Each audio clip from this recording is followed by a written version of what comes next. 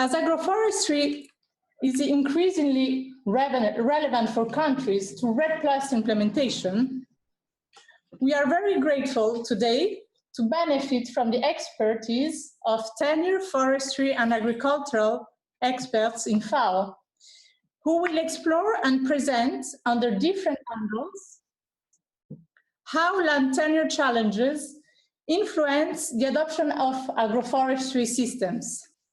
These highlighting the role of agroforestry as a potential relevant measure for countries to mitigate and adapt to climate change and comply with their NDCs. So case studies from the field will also be shared to look at potential solutions and recommendations to address and overcome tenure barriers to promote agroforestry in different contexts. The facilitator and one of the presenters, Mr. Simone Borrelli, the Agroforestry Officer here in FAO, will be the facilitator and will also co-moderate the following up discussion that will be held in the context of this D group on REDD+ and forest governance. So after the webinar, we will open up a discussion in the context of the D group where we can move on and try to respond further questions if there are major interests after this webinar. So please, if you haven't yet registered to this D group, please do it right now. So we have also other panelists with us today. You have probably already seen from the announcements what's their background. We have Safia Agarwal, the Forestry Tenure Officer with us. Then we have Francesca Romano, the Land Tenure Officer. And Edmundo Barrios, the Agricultural Officer. So the panelists are actually all seated in the same line. On behalf then of the organizers, thank you very much for joining us today. And now I give the floor to Mr. Borrelli, who will facilitate the webinar. Thank you. Thank you, Francesca. It's really a pleasure to be here today. And thanks again for the REDD+ team to host us. I think it's really a good sign that we are trying to integrate more and more different expertises within FAO to have a sort of more holistic picture of what is happening here, not just stick to our own silos. So without further ado, let me just tell you a little bit of why we're here today. And let's see if I can get this to work. Is this the right thing? Share screen? Okay, share screen. And this one. Okay. So why is agroforestry relevant for REDD+ in the first place? And that probably some of you might ask the question, so we try and preempt that one. Okay, sorry, wrong keyboard. There we go. Right? No, it's not working. Okay, so as probably most of you know, agroforestry does have a substantive mitigation potential.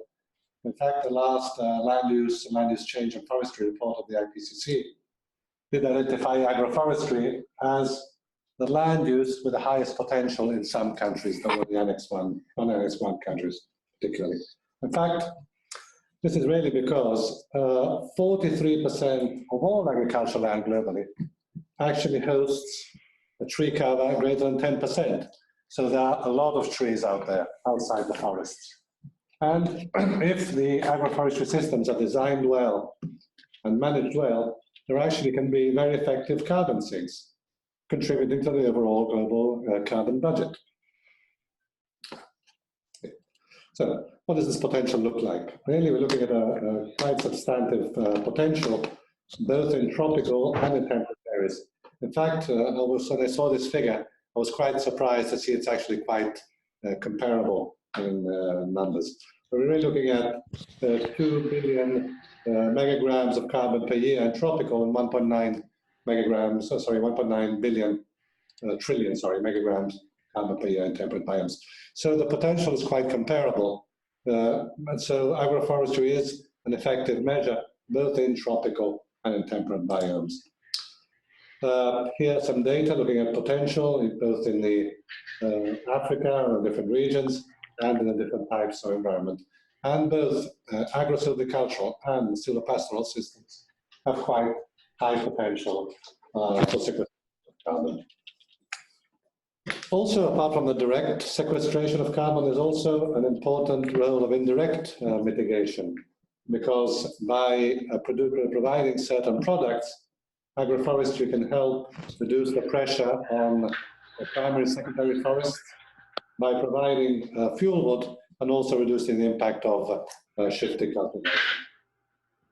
Estimates, once again, these are estimates. I won't say this is the truth or an absolute truth, but there's a lot of papers that state that an agroforestry system that is well managed can actually potentially offset between 5 and 20 hectares of deforestation by providing the products that this deforestation would provide instead. Again here. Now, in fact, a lot of countries have started including, I'm missing a D there, that's the red, very, very red strategy, the red plus, but many countries have included agroforestry in the nationally determined contributions, and also working on red plus strategies. And in fact, 16 of these 22 countries have both red plus strategies and indicate agroforestry or red plus action. So it looks like people are starting to pick up on this. These are only the ones that really explicitly mention agroforestry and NDCs. Others speak about trees outside forests, trees on farms. So there are other indications. But here, in these 22 countries, there's an explicit mention of the word agroforestry. Oops. Yes, some countries have put on a high priority in agroforestry, for example, Uganda, Zambia, Rwanda, Congo, Ivory Coast, and India, and others less so. As you see, there's also some in the high, medium categories, the very large countries that could really have a significant potential use of agroforestry in the nationally determined contributions. If you look at hectares, once again, these are statements. These are part of, sometimes a part of the NDC, some part of the bond challenge, for example, the one in Rwanda. But a lot of countries have indicated that they have high potential for using agroforestry in their own country as part of their plan to reduce emissions and to contribute to the Paris agreements. Oops.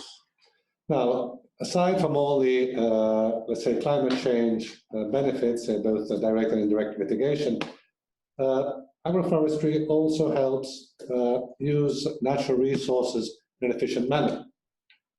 For example, if you have an efficient agroforestry system, by taking advantage of the architecture and sunlight requirements of the different components, crops and trees, they can really use the land at the maximum capacity. And having diverse crops can also reduce the risk related to yield loss, including those due to climate change, and allow adjustments to be made in response to market needs. So if you, the market wants more timber, you can cut. If you want less timber, you can keep it. So you can really adapt more flexibly and use the crop instead, or so on. So it really helps diversify the production over the medium to long term. Also, agroforestry has important protective functions in agricultural lands. It shelters from wind, it reduces soil erosion, and overall contributes to the resilience of the farming sector. It also regulates soil temperature and moisture, improves water infiltration, buffers against variability, and allows for different niches to be used for different crops. Now, summing up, it looks like right now, looking at the REDD+ strategies of the NDCs, it looks like there's some clear indications of how countries are progressively recognizing the potential of agroforestry as a REDD+ strategy, particularly as it bridges between those demands for foods, forest products, and climate resilience. Now, everything is fine. Everybody thinks agroforestry is fantastic, but there are some issues that need to be resolved. Among these, there's of course improved legal and technical definitions of agroforestry. Many laws or national laws don't really clearly define what agroforestry is, and that is a barrier to incentives or loans, for example. So that's an important point. There should be also some clear methodologies to account and report carbon outside forests for trees and fields. And there's need to develop some national agroforestry strategies linked to REDD+ and the NDCs. But I think the main reason why we're here today is also an important step towards increasing agroforestry around the world is to look at clear tenure systems and enhance tenure rights. Trees are long-term investments, so people need to have secure access to what the land base they're going to use. So, thank you very much for your attention on this. And this is an introduction. Now, basically, I'm going to pass the floor to my colleagues. I'm going to go much more depth on the different aspects that we're going to cover today. So, let's see if I can actually get this to work and get out of this one. Yes. And yes. Okay. Then we need to share the screen again.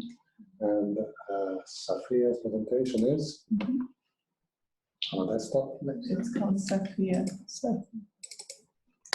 Oh, sorry. Apologies, I have a little technical glitch. Now, where's third one? this one? Yeah. Okay. Let's see if we can get this one to work. Full screen. Very well. And you have it on screen?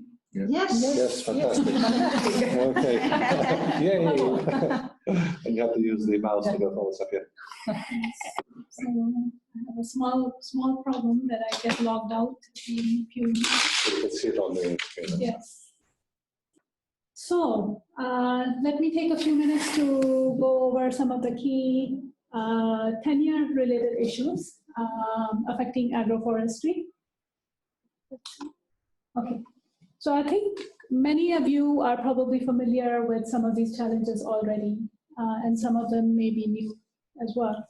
But one of the things that has been known very well for at least 30 years and documented very well is that long-term land and tree rights are absolutely essential for agroforestry. And in the meantime, insecure tenure leads to short-term land management practices. I think these are 2 points that are widely known already. So, given this, the question arises then, why is agroforestry not more widely practiced? And why are government policies still focusing, not giving sufficient attention to agroforestry for one thing, but also looking at the more technical aspects of agroforestry, such as quality of planting, planting materials and so forth, capacity building and so forth, but not adequate attention to socioeconomic concerns and especially the tenure concerns. And also, why do farmers have little incentive to plant trees, despite having the tradition of agroforestry systems, having agroforestry systems until the recent past? So this slide is essentially to just lay out some of the concepts that the rest of the presentation will go through. But when I present the rest of the slides, this is to keep in mind that we're talking about tenure to land, to trees and tree products, to woody perennials, to crops, but also the type of rights have to be diverse. So not just subsistence use, but also for commercial use, to manage land and trees, to transfer land and trees, and to plant and harvest trees. And finally, there's other issues that also affect criteria that people take into consideration when adopting agroforestry, which is the tree species, because states have limitations on what tree species you can or cannot plant, restrictions, I should say. Plot size and fragmentation issues that people will consider before they decide to adopt agroforestry, and the distance of land or plots to their homesteads.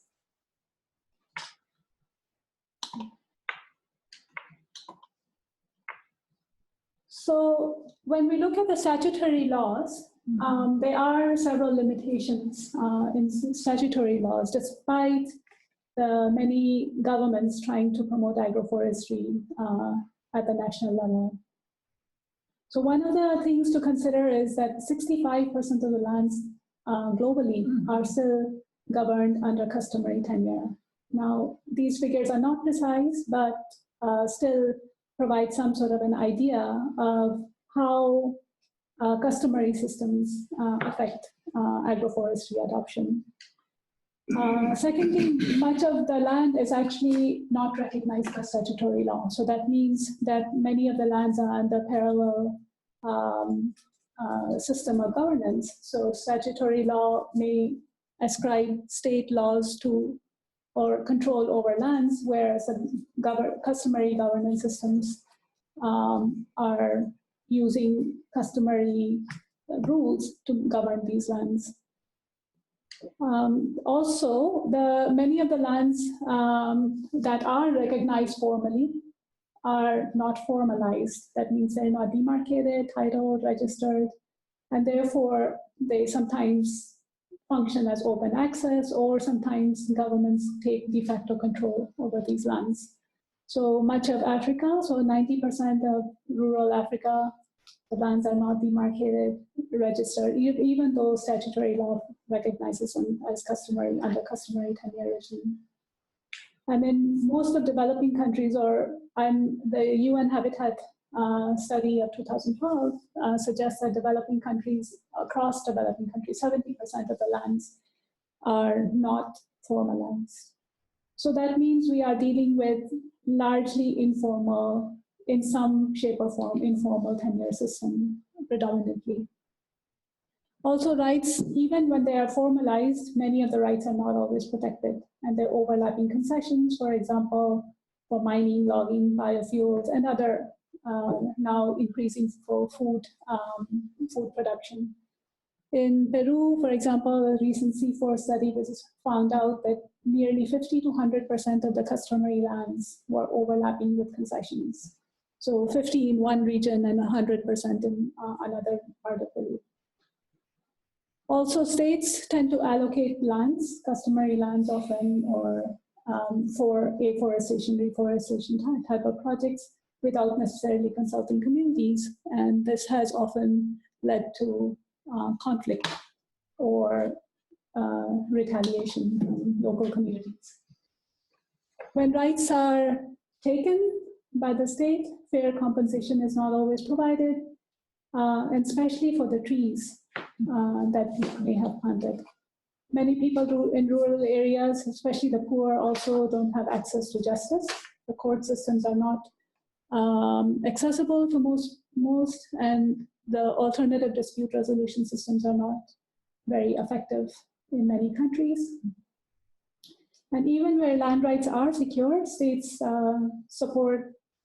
don't necessarily provide the support to agroforestry as they provide to monoculture cultivation of crops, for example. On the contrary, laws and regulations typically disincentivize planting, harvesting trees. There are many requirements that people face for preparation of forest management plans, permits required for harvesting, for transport of wood and non-wood forest products, for multiple taxation from different ministries at different stages of processing of wood and wood products, bureaucracy associated with getting the permits. And so there are very high transaction costs actually for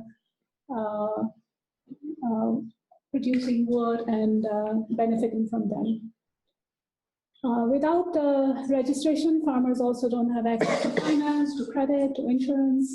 Also, many farmers have fragmented small plots, and farmers are resistant to grow trees on small plots. So, for example, in China, average size of a family plot is 1.5 acres, and that's also not usually contiguous.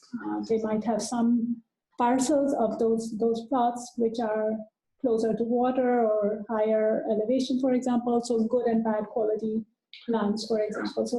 So that inhibits adoption of agroforestry. I present a short case from Honduras. Honduras has had an agroforestry program implemented on state lands, so essentially long-term leases to communities and associations, and it has been going on since 1974. Yet the states retain exclusion rights to agroforestry plots, so they can exclude or grant access to third parties on these plots. Rights are not formalized again, they're not documented, demarcated, registered, titled. Well, they don't, these are long-term leases, but still there's no demarcation or registration. Rights are not protected by the state, so many of these plots are confronting competitive use for land, or land takings for hydroelectric dam and other infrastructure projects. Also, access to justice, again, same issues. The courts are not accessible, and alternative dispute resolution systems are not effective. Customary laws, unfortunately, have similar problems, different set of problems. They are they are prevalent in much of across the world, but and have high legitimacy. But the problem is that many of them don't necessarily incentivize tree planting because of the customary rules that apply to tree and lands. So I won't be able to get into a lot of detail. I think we can have just pick up on some of these points in the Q&A session. But there are also many issues related to social inequities and gender inequities. So in many cases, women and poor have even less access to land. And when agroforestry kind of projects are initiated by states, their access to land, they may lose access to land, in fact. So despite the complexity of customary and statutory and overlapping tenure arrangements, there are many ways that state laws and policies can help, and they can strengthen tenure rights. And again, in the interest of time, I won't go into a lot of detail, but in the long run, states can work with other ministries to formalize rights, to protect these rights, to provide enjoyment of rights, support for enjoyment of these rights. Southern China case is a very useful example where trading centers have provided very comprehensive assistance to farmers for including right registration, to insurance, to subsidies, to tax exemptions and permits in one office, essentially. And that has been very effective. Also, many NGOs and governments can help address the tenure constraints in their programs and projects. And one of the biggest things here is to remember to look carefully on the ground level reality and what the tenure arrangements are at the local level. So again, there's a lot of detail in the slides, and I think the slides will be available to you later. So I'll stop here and we can discuss in the Q&A. Thank you. Thank you very much, Sophia. That was a good overview of the different issues. Very short, but unfortunately the time is not very long, but it was a good overview of some of the key issues that really concern agroforestry, and also trying to give us a bit of a few examples that made it a little more real. Sometimes it stays a little too abstract. So I think now we're going to pass the floor to Francesca Romano, who's from our land tenure specialist, who will really give us a bit of an overview of, if I can find the presentation once again. Where is it? Once, we will do it again. Yeah. Your video. Yeah. Okay. Yeah. How do I get back to the main screen? Sorry. Sorry, yeah. No, it's the first time we do this, so we're kind of learning by doing. This one. You can put your small video. Of me? Okay. If we can keep the room, it's okay. It's a bit far, but Yeah, okay. okay. Mhm. And then Back to this. exit here. And sorry, yes, I see now. Maybe it's more. Yep. Right. Sorry, right. Francesca. Yeah, we are. Sorry, apologies for the technical glitches. It's usual problem on first timers. There we go. Do you see it now? No, now we need to share the screen. I guess. The screen. You can give her the clicker. Yeah, how do I share the screen? Good. And yeah, This one. okay. And Roman. No, No. share the screen. and then Yeah. this one here. Yes. Okay, and maximize. Perfect. Very good. Okay, thank you very much for your patience. Sorry about this, but it takes a while for us. But I used to put it Yeah. as a presentation. Oh, uh, here we are. yay! Thank you, Francesca. The floor is yours. Ah, yes. Okay. Good afternoon, good morning, everybody. Thank you for joining the webinar. My name is Francesca Romano. I'm a land tenure officer based in FAO headquarters in the partnership division. It's a pleasure for me to be here in this webinar this afternoon to present and to offer to you some practical examples and tools on how issues related to tenure security in general and specifically in agroforestry context can be addressed. And in particular, my presentation will be looking at the use of a tool that is called the Voluntary Guidelines on the Responsible Governance of Tenure of Land, Fisheries and Forest. The title is rather long. Some of you might be familiar with the tool. I will be giving a short introduction to it and then move it into how the tool has been used so far in different contexts. So you have heard already from my colleague Safia on what the major tenure issues are in agroforestry and also some practical suggestion on how to address from the policy point of view, legal point of view, administrative point of view, how some of these issues can be addressed. What are the, trying to see if the, okay, here we are. Okay,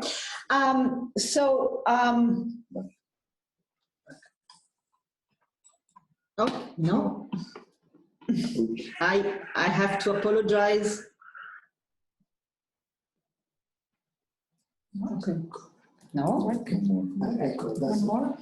It's okay. So what you have here on the screen is actually the first general principle of the voluntary guidelines. The voluntary guidelines is a soft law instrument.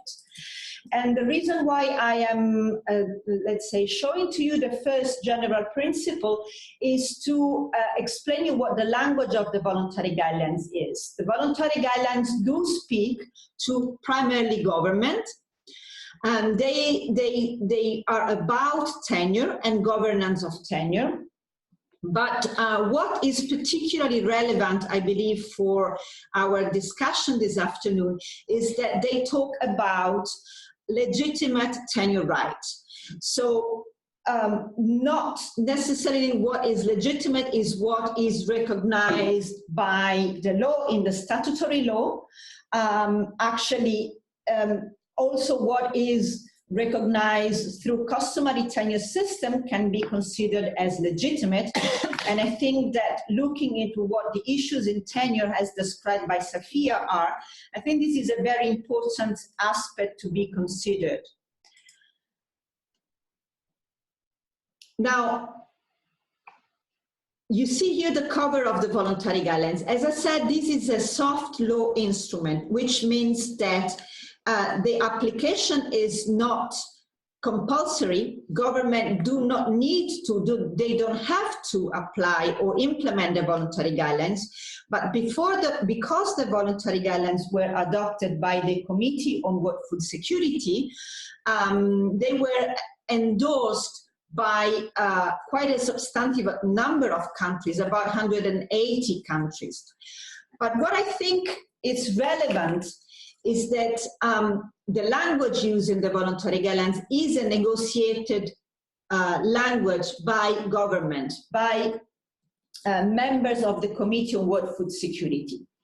And the principle, as they are described in the voluntary guidelines, are, let's say, what can be considered internationally accepted practices with regard to how to govern tenure in land, fisheries, and forest.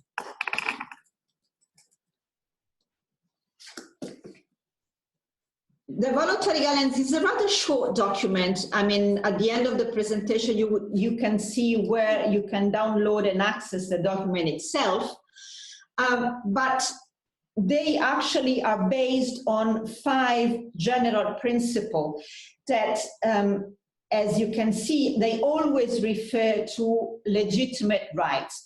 But what I think is important here to say and to highlight is that the governance dimension doesn't necessarily only look into recognition and respect of legitimate tenure rights, but also includes the safeguard of these tenure rights, and also how people can actually enjoy and use their rights, how the state should provide access to justice so that people, in particular vulnerable people, vulnerable groups, can access justice, and how to prevent dispute, conflict, and opportunities for corruption. And I think that most of you would agree with me that tenure is, and tenure issues are very often linked to disputes and sometimes, unfortunately, to very severe conflict and violent conflict. So the voluntary guidelines, again, are divided in sections, and I mean, you can access the document and go through it, but what I wanted to highlight is that each of the sections actually can provide ideas, principles on how to address issues that are relevant to agroforestry context. For example, it was mentioned the importance of gender and social inequalities or imbalance of power in the context of agroforestry, for example, or how relevant is the need to have coordination between different agencies and ministries that are dealing with tenure. There is a section that is particularly relevant in this context, which refers to indigenous people and customary tenure. And I think that particularly in the agroforestry context, it's important to remember that very often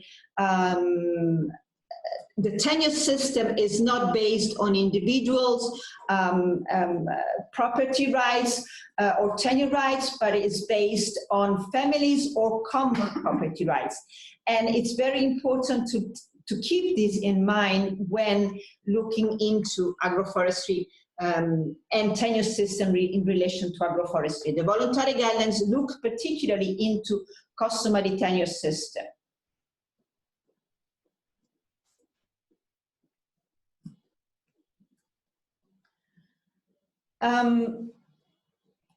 Safia has indicated how relevant is for people to invest in agroforestry, to have security of tenure that is somehow can be demonstrated and can be shown and can be used to, let's say, to invest in agroforestry. And so the voluntary guidelines look into how to formalize land tenure rights in different contexts, and of course how to deal and to prevent conflict in relation to tenure rights. But also, it was mentioned how relevant, for example, is the issues of expropriation and can be the issues of expropriation. So how relevant is, for example, the topic of valuing land in a proper way that is respectful also of the way people access and use, not necessarily through legalized mechanisms, natural resources. So in practice, how can the voluntary guidelines be used, or how can they be used to address tenure issues in agroforestry? There are a number of ways, not mutually exclusive, and it's up to the countries, up to the users to decide how to use the voluntary guidelines. Very often they are used to assess a legal framework or to design and revise policies. They can use, and I give some mention to that, to monitor and evaluate the context, the tenure system, and how the legislative framework is designed. But also equally important is the fact that the voluntary guidelines can be used to provide a space for inclusive discussion.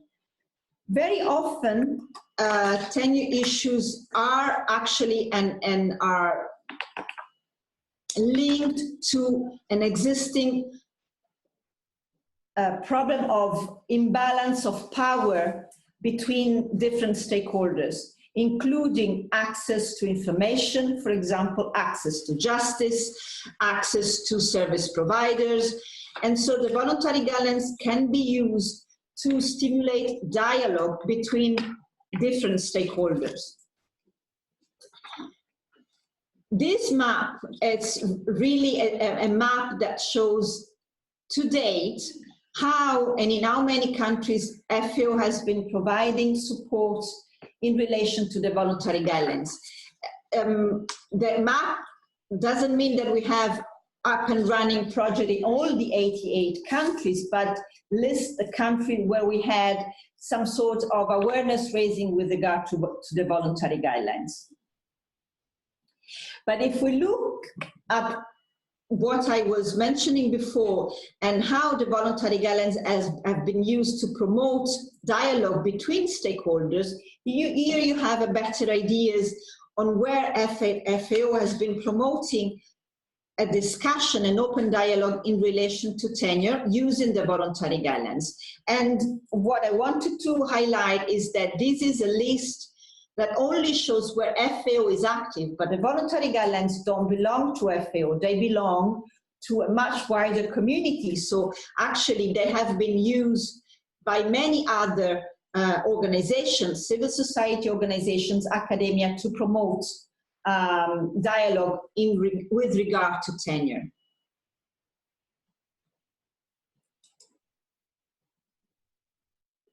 And here you have some example. You have actually a few countries where the voluntary guidelines have been used, we say, to do business in a different way, to bring people together and really provide a space for developed consensus on tenure-related issues. A sort of prerequisite or success factor for this to happen is that they must be, this multi-stakeholder platform really need to be truly inclusive and be linked to a priority that only the country can set. And on the slide you have some example to that. And in particular, a country where I have been working for quite a long time, which is Sierra Leone. The slide shows how complex can an institutional setting surrounding the voluntary guidelines can be. They don't need to be like that, but this has proven to be particularly successful to the extent that our partners in the country are referring to the multi-stakeholder platform as a land parliament. So this is where the people is discussing the tenure-related issues. let me move to a tool that is particularly relevant to this context. This is a forest tenure governance assessment tool. It's a tool that has been developed starting from the voluntary guidelines, and is a tool that has been using the voluntary guidelines as a benchmark, has been tested on the field, has been tested on the ground, has been already used in a number of countries. Basically, it gives any user, any country, an opportunity to answer basic questions such as, how is my policy and legal framework? Is it aligned with the voluntary guidelines? Are the institutions able to respond to governance-related issues, in particular in forestry? And so I really encourage users and participants to the webinar to look into this tool because it really provides a practical way to implement the voluntary guidelines in the forestry context. The list of tools that FAO has developed around the voluntary guidelines is really big. I mean, we have a number of technical guides. I just want to highlight 4 of them, which are relevant to the agroforestry context, in particular on how to deal with land investment, and as Safia has mentioned, responsible investment, or let's say the conflict that can emerge from investment in land, including in agroforestry context, can be quite relevant.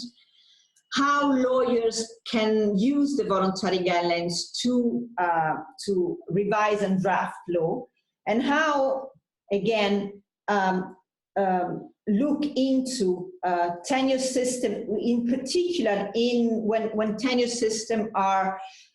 rights are held in common, and this is again relevant in the agroforestry context.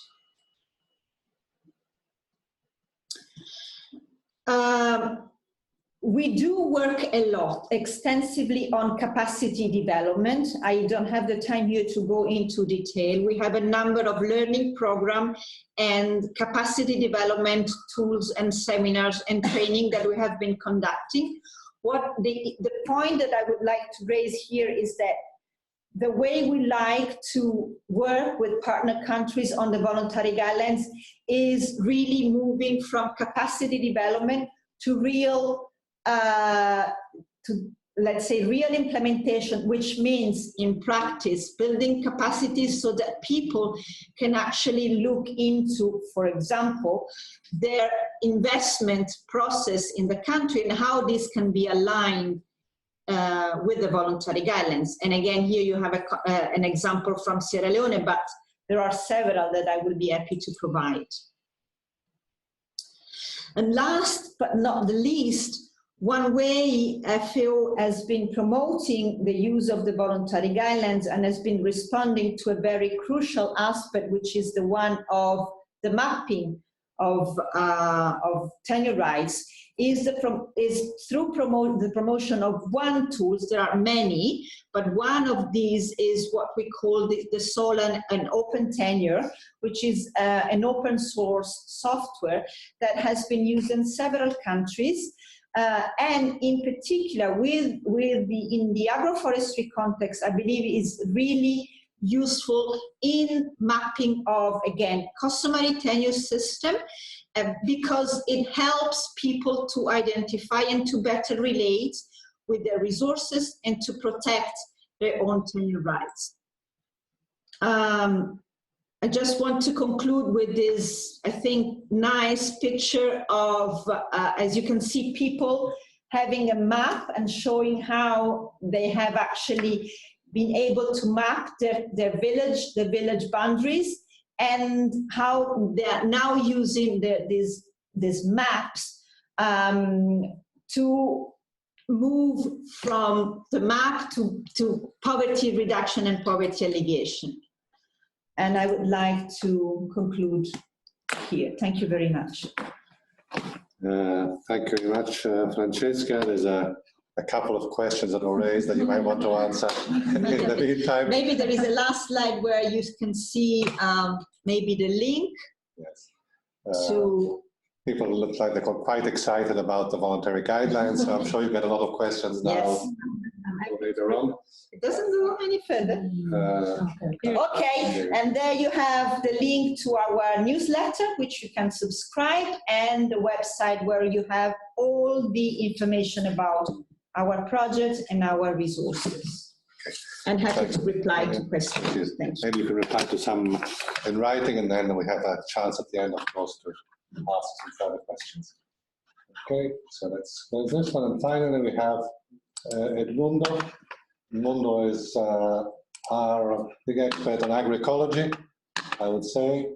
But today he's also going to talk about how the list is linked. What's this? Screen sharing stuff. Okay. Can I back to screen sharing? Where is it?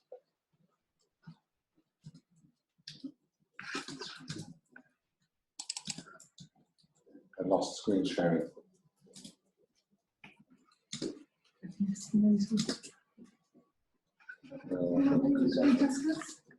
No, I can't see.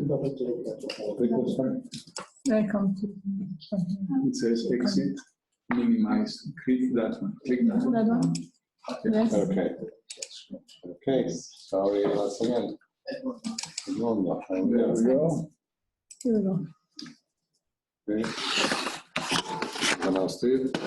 Okay, good I think to afternoon. maximize it. Yeah, it's maximizing. Good afternoon, good morning. My name is Edmundo Barrios. I'm an agricultural officer here at the field. Today, I think what I'm going to be presenting today is basically a case study that brings into convergence a number of issues that have been raised by the previous three presentations. So that's why we thought it was good to put it at the end. And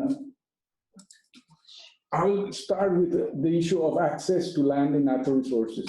The majority of rural poor and vulnerable populations, they rely heavily on terrestrial and aquatic biodiversity and the ecosystems that they provide for their livelihoods. But then the issue of lack of secure access to these resources creates a major challenge. Agroecology is an integrated approach that simultaneously applies ecological and social concepts and principles to the design and management of food and agricultural systems. Agroecology seeks to transform food and agricultural systems, addressing the root causes of problems in an integrated way. I think this is very critical, the integrated nature of agroecology that allows to provide a holistic view and plan for long-term solutions. Agroecology therefore calls for responsible and effective governance to support the transition to sustainable food and agricultural systems. And this is the governance aspect is a key issue that has been sort of the conducting theme of the session today. And so I'll okay. Then it is important that the agroecology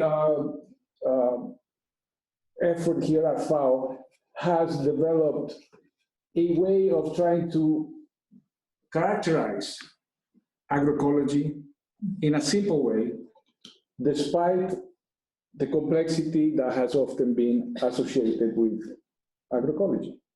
And it has identified 10 key elements that describe agroecology, and one of them is really the enabling environment where responsible governance is a key aspect. For that, we have published last year the 10 elements of agroecology framework, which, as I said, it identifies important components, principles, and properties of agroecological systems, as well as developing the importance of developing an enabling environment for agroecology that can help guide, policymakers practitioners and stakeholders to operationalize agroecology. As you see, the 10 elements that I showed earlier are not just static in space, but they are actually highly interactive. And this framework, using this framework, I'll try to sort of unpack how agroecology contributes to agroforestry practice and also to improving land tenure rights. I'll start the example, the case study I want to use is the Kaidara Agroecology School farm in Senegal. This school is located in the Finela municipality, in the Fatick department, just south of Dakar. So you will see over here. And we can also see now a bit of the characteristics of the soil and key limitations in these areas. As you can see, it's very representative of the high soil erosion and salinity that predominates in the country. And Mundo, sorry, just a second. I think the system is not going as fast, the slides, as you are. Now, maybe just wait 1 minute to the slides catch up, because somehow looks like there's a connection. I'm seeing this one now. No, it just come out. It just come out. Just come out. Okay. Okay. Okay. Well, we're back. I was just highlighting that the study area where the Kaidara school is agroecology school farm is located is a very representative area where soil salinity and erosion, so soil loss, is a key problem. And so the school is set up to address those key challenges, among others, in terms of the natural resource base. So we have an innovative education governance education partnership, which came up and was highlighted as one of the innovative agroecological examples in last year's FAO's Innovation Symposium. This was the agroecology example that was highlighted there, and it has a reason, as you will see. Well, the major of Finela and the director of the Kaidara school, well, they share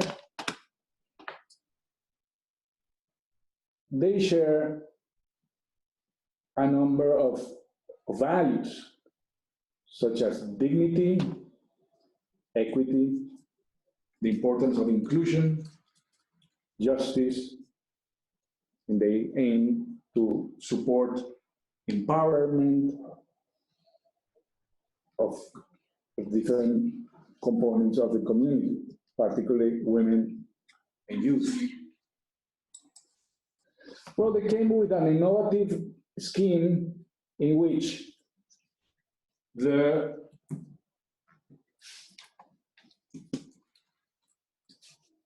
graduates from the agroecology school, once they finish their course,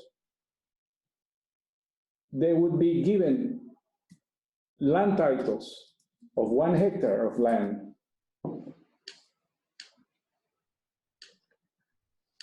to encourage their use of what they've learned in terms of agroecology. And the use would be a lifetime use if they respected agroecological practices and principles. They would not be able to sell the land. And they would also receive an installation package with support in terms of seeds, in terms of an animal for plowing if necessary. They had also get access to water, and a key input here is the access to coconut trees, because coconut trees were a particular important component of the agroforestry system that they were developing in this area, because these trees are highly tolerant to saline soils. And so they use these trees to create the conditions to grow other trees and other crops that could actually contribute in the process of restoration of those saline soils to be able to grow a more diverse set of crops. So there has been a high demand. There's a list of candidates to join the program, ever growing. And so the emphasis in the school is on diversification. And I'm sorry that we have a little delay here on the show of the slides. Is coming? Yeah, that's okay. So that, as you see, diversification is a key element of the agroecology, of the 10 elements, that is key to embracing the capacity to adapt to and take advantage of different opportunities and niches within the farm, and also in the process of connecting to diversified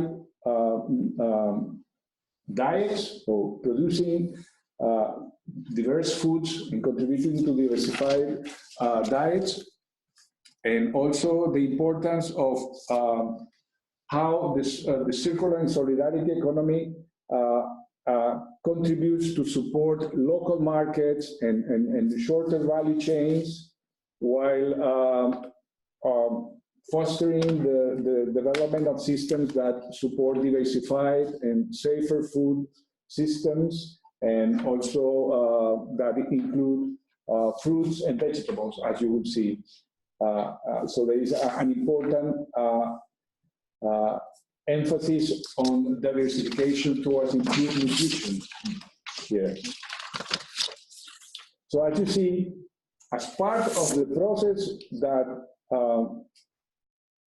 the Kaidara School is promoting in terms of the agroforestry system that follows agroecological principles and practices, one of key aspects is how that this combination of different components, trees, crops, and space and time, are aiming at finding synergies where recycling is a key aspect to enhance the efficiency, but also contributing to another emerging property, that is resilience.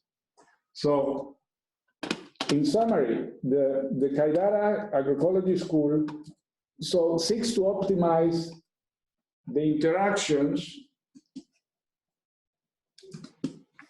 between plants, animals, humans, and the environment, while taking into consideration the social aspects that enable sustainable and fair food systems.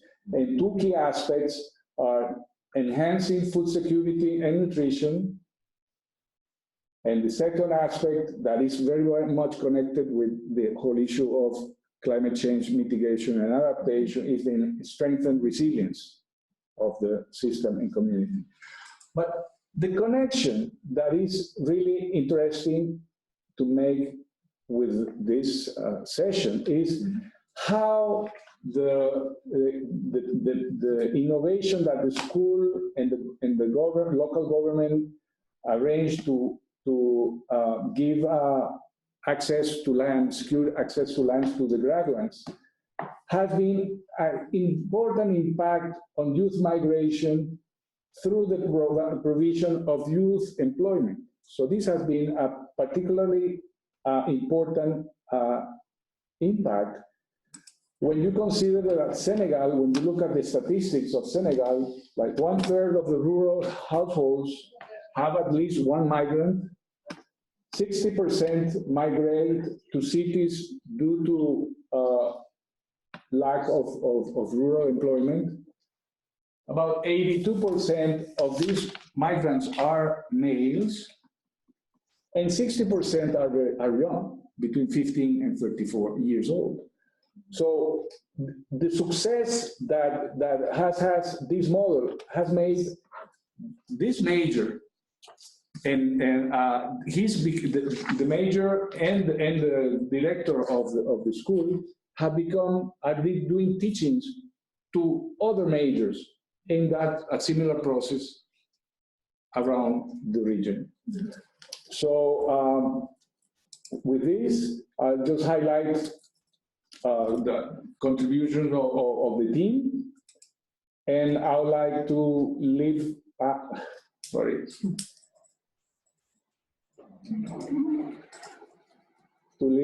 here with you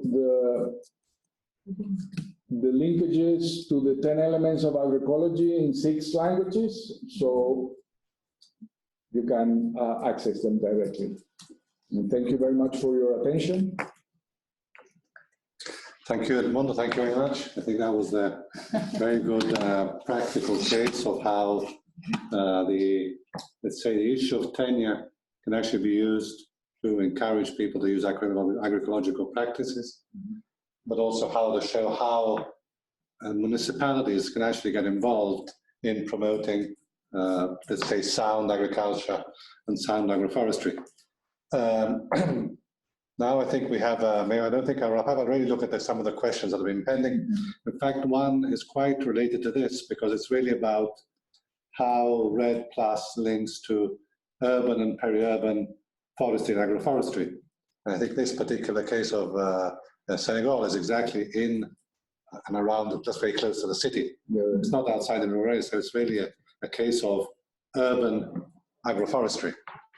And so I'm not sure that we are yet at the point of measuring, REDD+ measures for urban areas, also because, let's say, the space available around cities is not so great. And so in the overall, let's say, picture of REDD+ measures, it still might not be so important. But definitely there's a link there. And this is, I think, one good example. Now, we still have some of the questions we tried to answer directly while we were going. There will, of course, be much more space to discuss this further in the D groups discussion. We tried to give short answers. Time is not our ally in this particular moment. I still have a few open questions, though, that we could try to answer now.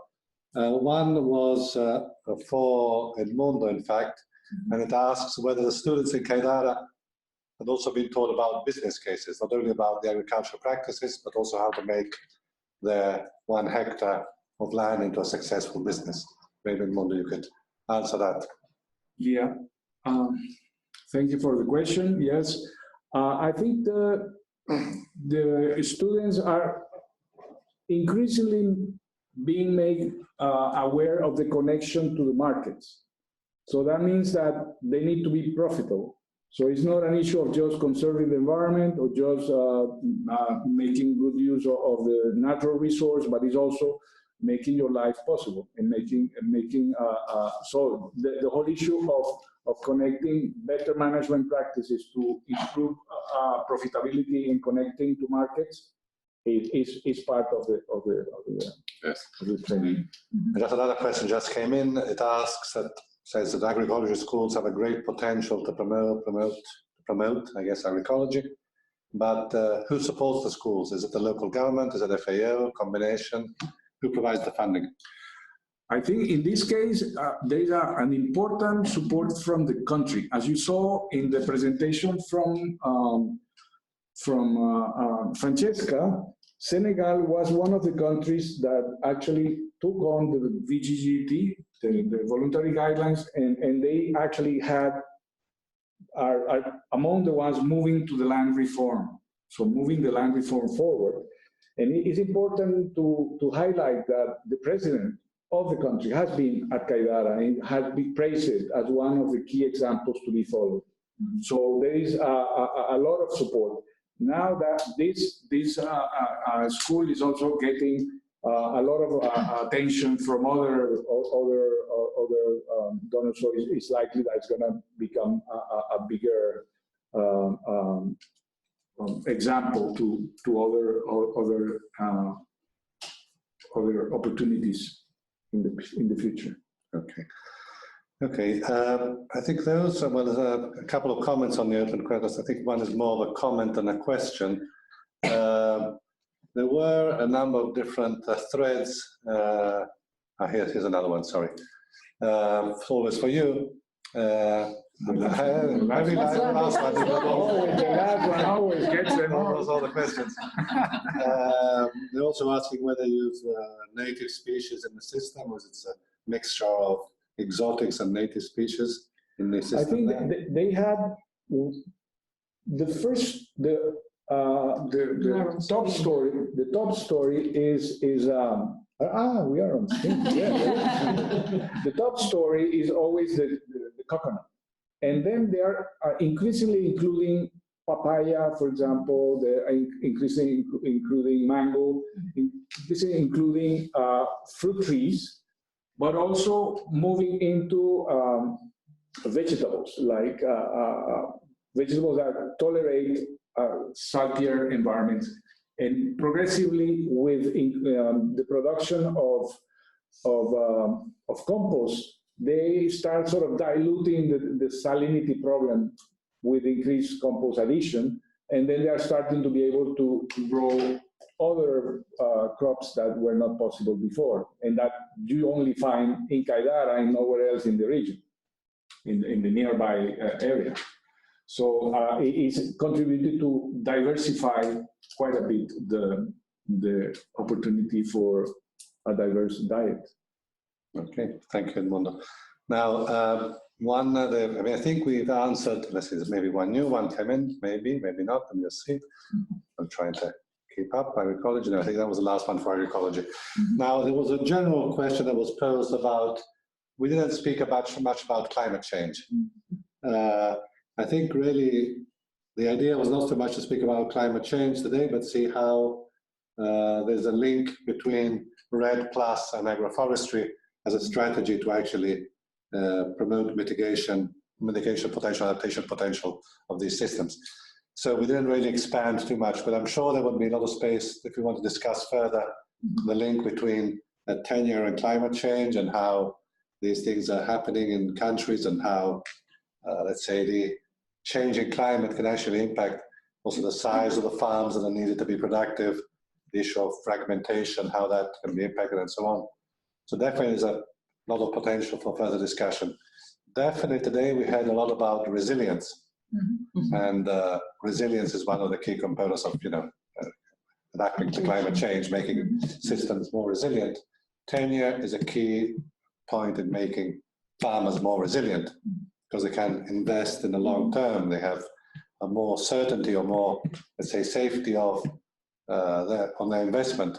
And so if you are, let's say, or have a longer planning horizon, you're also willing to invest more in your system, make it more diverse, and then increasing resilience, hopefully, if you do it properly at least. So I think, while we did not mention the word climate change too much, and I think Safia has a point to add. Yes, Safia? Yeah, in fact, I was just responding to that comment that I think the changing climate can be understood in a wider context, Sure. Not just literally climate change, but also in the, in the competition, increasing competition for land, and increasing land tenure, insecurity to land and resources because of the competition, and also feminization of agriculture, and the increasing need for women to have tenure security, and so there are many other aspects that can be considered, and these points are relevant. Yes, global change. Serena wants to add a word. Please, Serena. Yeah, good morning, good afternoon, everybody. I'm Serena Fortuna from the REDD+ team. Here, indeed, when we started organizing this webinar, we thought of putting forward, as Simone was mentioning, agroforestry as one of the mitigation actions and resilience actions that countries are increasingly identifying in the fight against climate change. So we didn't want to discuss much on climate change in general, but to tackle and to bring in one potential measure that countries are indeed including in their REPLAS strategy. So when we talk about REPLAS, that's reducing emission from deforestation and forest degradation, and it's all about climate change in a way. Actually, not in a way, it's all about climate change. So just to reinforce the fact that the two components that we've been discussing here today, agroforestry and tenure, tenure being considered as one of the building blocks to ensure long-term success of REPLAS, not only REPLAS, but also all the commitments that countries have in their national determined contributions. So in the Paris Agreement, what has been found through different studies, also some done by FAO together with CIFO, for example, is that ensuring tenure security in a country is one of the triggering factors towards that transformational change that all the kind of initiatives and donors are also calling for to be implemented at country level to reach really this Paris kind of the commitments that countries have done in Paris. So that we consider tenure as one of the building blocks, and agroforestry as one of the mitigation and adaptation action. So it's very, very nice that the participants were kind of calling for a bit more clarity for the connection with climate change, and indeed what we discussed here is a contribution to both mitigation and adaptation. And agreeing also with Safia, it can also be seen much beyond climate change, but really a changing climate of the society also, no? So, yeah. I think, yes, Andrew. Yeah, Andrew Taylor here. Yeah, I just wanted to add one other issue here, which is restoration. I would say that tenure is also, it may be very interesting at some point to have another webinar looking at the issue of tenure reform and restoration, because it's linked to resilience, it's linked to all of these issues. There's lots of talk about it these days, but it would be nice to flag that BGGT and tenure is an important enabling condition for restoration to be effective. Okay, in the meantime, another question has come in. Francesca, had a point? No, I just wanted to maybe it's in relation to a question that came with regard to whether the voluntary guidelines are considered when, for example, FAO is implementing GEF project or Green Climate Fund projects, and more in general, projects that are in relation to climate change, REPLAS, of course.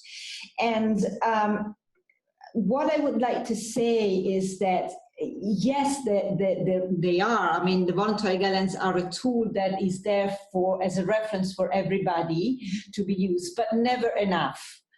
In this sense, what is the point to me is that tenure issues are, everybody agrees that they are fundamental for people to, first of all, it's also human rights point, respecting tenure rights, but is a fundamental block to natural resource management and of course climate change. The point here would be to keep this always in mind at an extremely early stage, and not to realize that these are issues when a project or an intervention has already been designed, or we realize that we have not taken into consideration that there are potential conflicts that might emerge, or that we should have considered a proper tenure assessment. I think what is really relevant is to, through the voluntary guidelines, if possible, and through many other relevant tools, is to design, and in a participatory way, any intervention also in regard to climate change, which take into consideration tenure aspect and at an extremely early stage. And also bearing in mind that that in this sense, the participation and the willingness and the openness of the government, either at central or district or local level, is absolutely fundamental and needs to be taken into consideration again when an intervention is designed. And addressing tenure issues later is always much more complicated, and certainly can actually be very detrimental to the success of any intervention. Okay, thanks, Francesca. I have another question here about how to engage the private sector in investing in agroforestry initiatives. Once again, it varies a lot by the scale and country and so on, but often a good strategy is that of creating economies of scale or creating groups of farmers, cooperatives. Often agroforestry is a smallholder enterprise, and so the individual smallholders have difficulty in attracting finance. However, larger producer organizations are probably more conducive to attracting larger investments. Also, you have to do agroforestry properly. I mean, if it's theoretically done properly, an agroforestry system will be more productive than a monoculture, because you have the combination of different crops. However, that's not always the case because of technical issues or capacity issues. So I would say, get together, do it properly, and probably investments will come. I'm not sure if Andrew wants to add something to that. Yeah, build it, it will come. Where the money's Yeah. Of course, access for smallholders is always an issue. Sophia, please. Yeah, I just wanted to add that engaging the private sector, I think also the VGPT have provide some guidance on how to do it, which is to recognize local community and smallholder tenure and work with them, and which is to partner with them, and they can provide the raw material for the private sector, for example. Okay, thanks. Okay, I see no more questions coming on. Any last burning questions for those online who you want to write to us? I'm not sure who's going to do any concluding remarks. Elena, you're going to do a couple of concluding remarks on this and tell about the next initiatives, or Amanda maybe. I'm not sure who's going to say that. Amanda. Thank you.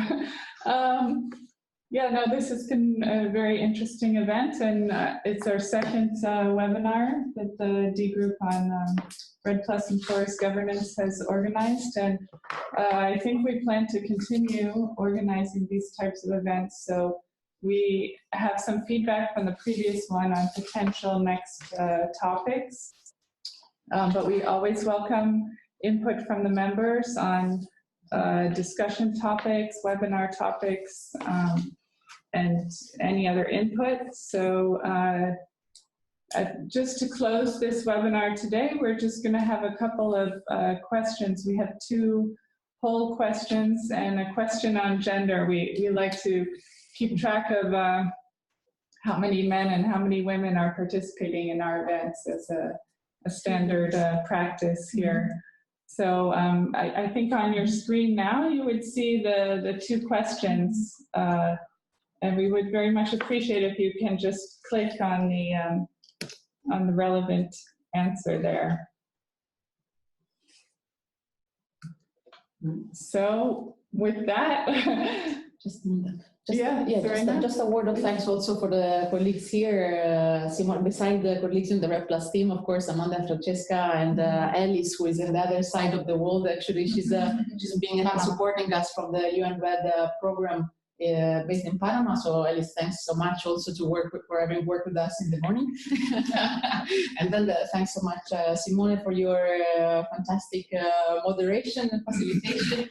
And the colleagues from the social forestry and Mundo, thanks so much also for your support, and Francesca for the tenure unit. Just to mention also that we also, when we organize these webinars, it's not just internally in AFEO. What we try to do also in other occasions is to have a collaboration with other colleagues outside the organization, other United Nations organizations, or also other academia, etc. So in the next webinars that you will follow with us, we hope you will also be kind of exposed to different sort of point of view and experiences. But from our side this time, we wanted to bring on some of the expertise that we had also in the full house on this topic. Okay, thank you very much, Serena. Any other final comments? Okay, thank you very much all for bearing with us until the end, almost, and have a great morning or a great evening, depending on where you are. Thank you again. Bye-bye. Bye, thank you. Bye.